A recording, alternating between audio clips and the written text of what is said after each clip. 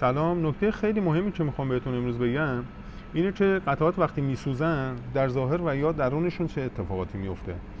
فیوز وقتی میسوزه، فیوزهای شیشه‌ای اون سیم وسطش که دیده میشه معمولا قطع میشه، یه سیم نازکی وسطش داره حالا نسبت به آمپرش.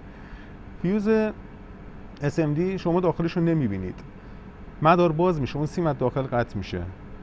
در مورد مقاومت ها، مقدار مقاومت از مقداری که باید باشه، حالا رنجش میتونه 5% 10% باشه، از این بیشتر میشه و در سوختگی‌های خیلی شدید به بی‌نهایت هم میره، مدار باز هم میشه. دلیل سوختنش هم جریان زیادیه که ازش عبور میکنه، حالا یه جایی یه قطعه سوخته اتصال کوتاه شده، باعث سوختن اینم میشه.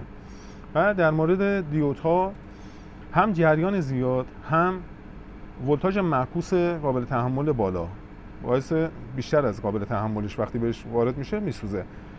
اتفاقی که میفته از داخل اتصال کوتاه میشه، مثل یه سیم رفتار میکنه. در پل دیود هم ممکنه یکی از دیوداش سوخته باشه، 4 تاش نسوخته باشه. در ترانزیستور و ماسفت هم همین مشکل مثل دیود، چون داخل اینا هم یه حالت مثل 2 تا دیود مانند دیگه. وقتی میسوزن یه پایه به یه پایه اتصال کوتاه میشه، یا مقداری که مثلا دیودی که باید نشون بده مثلا نیم باشه مثلا خیلی میاد پایین میشه 1/10 2/10 ولت. و در مورد خازن‌ها اینم به خاطر جریان و ولتاژهای زیاد آسیب می‌بینن.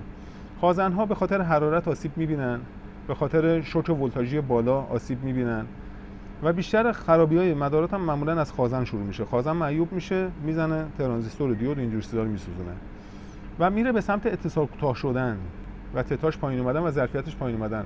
حالا اگه ضعیف سوختگی خیلی شدید نباشه بالاش باد میکنه، ولی اگه خیلی شدید باشه در بعضی موارد حتی میترکه، حتی این قسمت بالاش کلا روکشش در میاد یا بالاش کلا باز میشه یا حالت الیافی میزنه بیرون.